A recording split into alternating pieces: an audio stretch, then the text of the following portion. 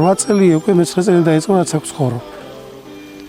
წმინდა გიორგის სახელობის ტაძარი არის და ერთი დიდი სასწაულთან არის დაკავშირებული, რომ წმინდა გიორგის ხატი იყო სასწაულ მოქმედი აქ. მომსვლელები ყველა ვინც მოდიოდნენ, თხოვნელები აი დასრულებული არის თხოვნაო, რომ უკვე სასწაული ხდებოდა.